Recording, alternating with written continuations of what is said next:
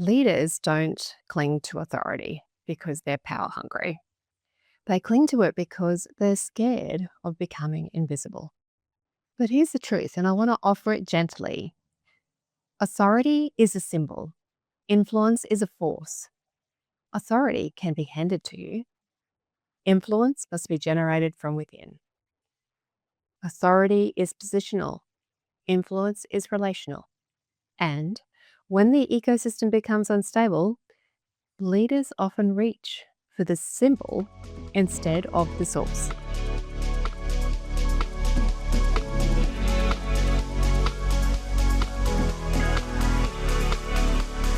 Welcome back to the Leadership Longevity Podcast.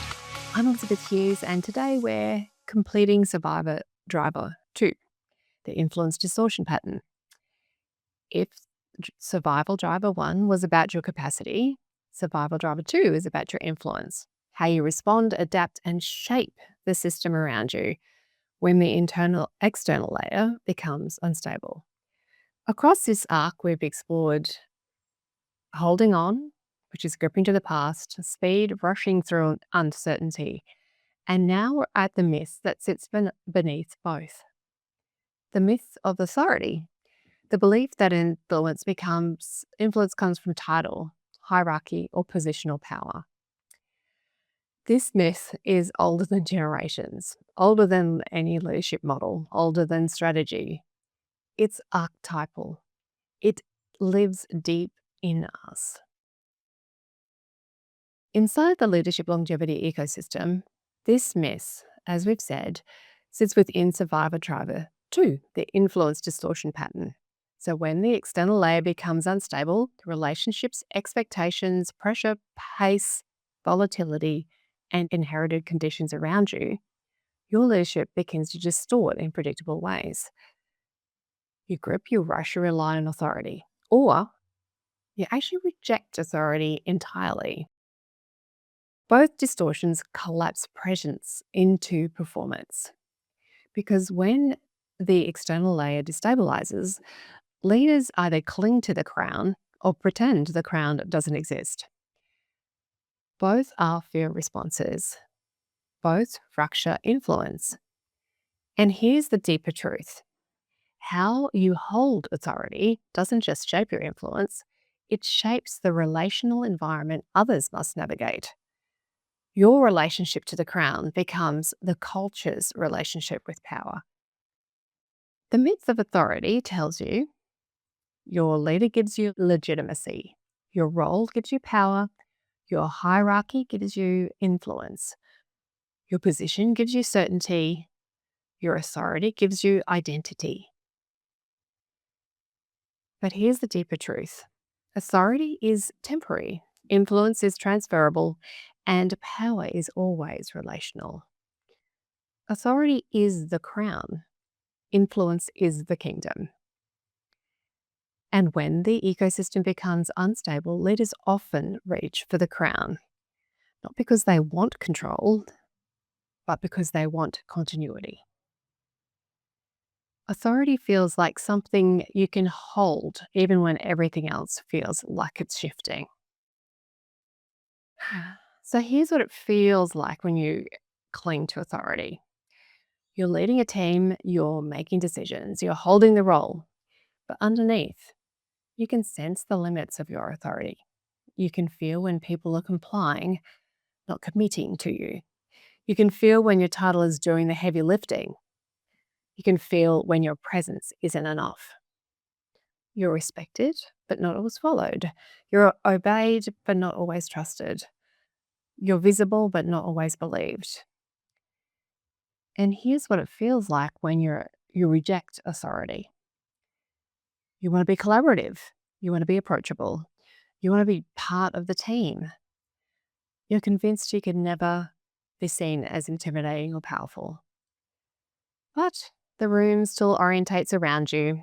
People still wait for your opinion. They still soften their truth. They still calibrate their reactions. Not because you're domineering, but because the crown itself is symbolic. And that symbols actually shape behavior. Rejecting the crown doesn't dissolve its impact. It just makes it harder for everyone else to navigate. So both distortions, clinging and rejecting, fracture influence. And the way you hold authority quietly teaches others how to hold theirs. Your stance becomes the system's stance. So, authority is seductive because it feels clear, efficient, legitimate, safe, and stabilizing. And of course, organizations reinforce it.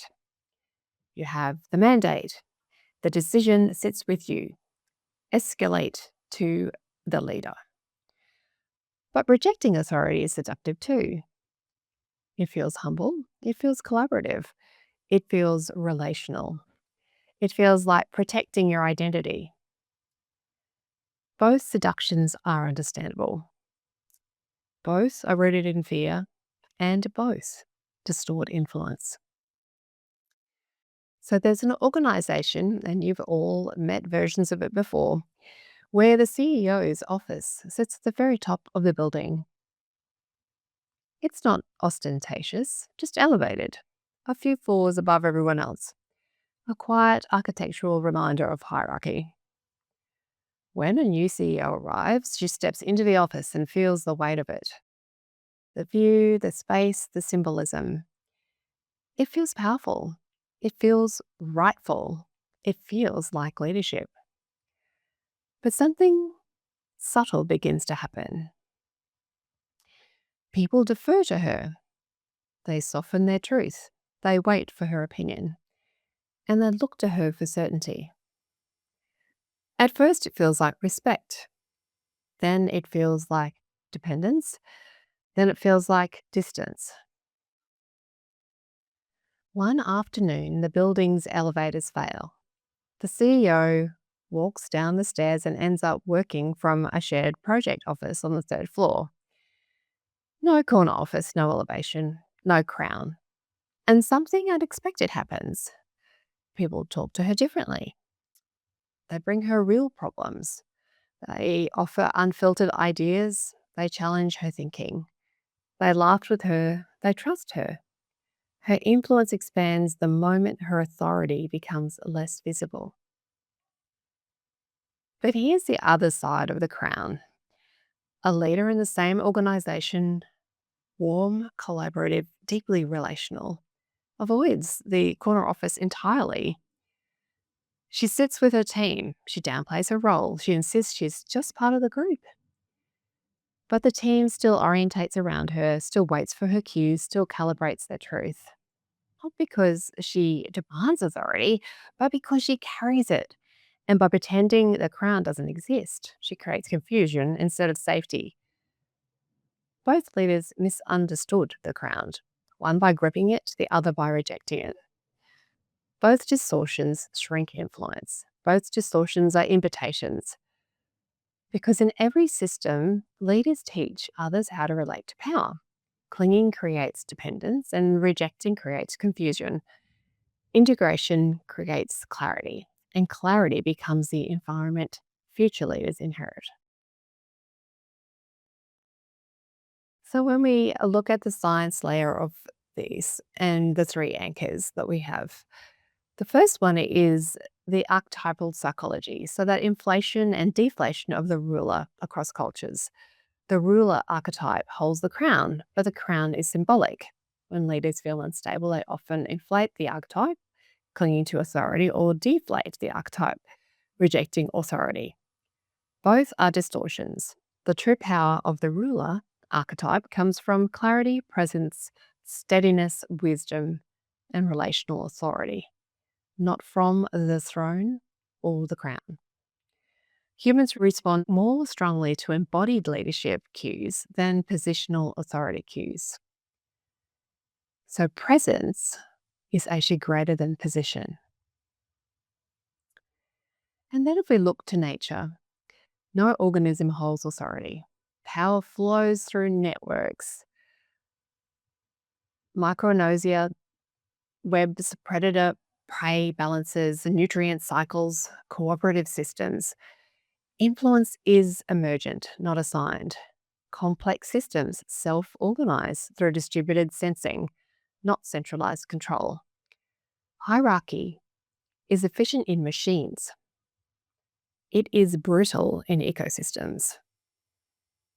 Leaders are ecosystems, not machines. When you cling to authority, you become a bottleneck. When you reject authority, you remove a stabilizing node. Both destabilize the system, integration strengthens it. Existential psychology, so authority that protects us from impermanence. So authority gives us identity, certainty, continuity, and a sense of mattering. But beneath that is a quieter truth. We cling to authority because we fear becoming irrelevant. We reject authority because we fear becoming too much. Both are identity protections. Both are accidental strategies. Neither creates influence. Authority is armor. Influence is evolution. Authority is a temporary structure. Influence is a living system. So authority ends when the role ends. Influence continues long after you've left the room. Authority is inherited. Influence is cultivated. Authority is positional. Influence is relational. Authority is finite. Influence is renewable. Inside the ecosystem, authority, whether clung to or rejected, fractures the external layer and collapses presence into performance. And because the external layer is relational, your relationship with authority becomes a template others consciously follow. Your title is not your power, but it is part of your impact.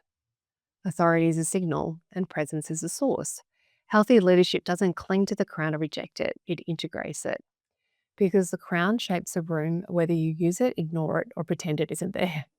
So, influence comes from how you hold the crown, not how tightly you grip it or how far you push it away. When you rely on your authority, your leadership becomes brittle.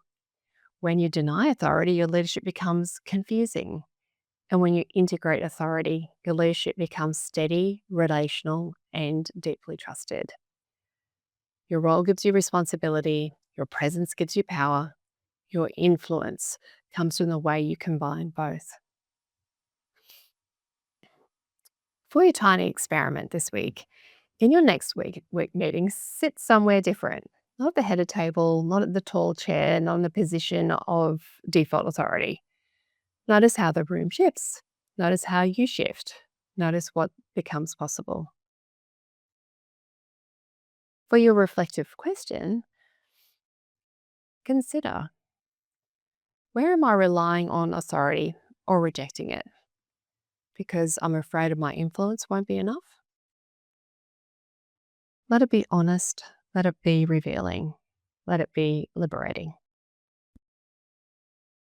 And once this week, ask, what would this look like if I led through influence, not authority? This is how leaders grow beyond their role. And this is how your leadership becomes your legacy. Authority is the crown. Influence is the kingdom. With myth 7, we complete Survivor Drival 2, the influence distortion pattern. Across these 3 myths, you've loosened your grip, slowed your inherited pace, and expanded your influence beyond authority. You've stabilized the external layer, the relational conditions that shape how you respond, adapt, and move through pressure. And now we step into a different landscape, one every leader encounters, because no role, identity, or chapter stays still. Survival Driver 3 explores what happens when the ground shifts beneath you, when roles evolve, when seasons change, and when identity is no longer fits the way it used to. This is a driver that shapes how you move through transitions, how you release what no longer serves you, and how you grow into the leader your future requires. And here's the part most leaders never name. Identity doesn't shift in isolation.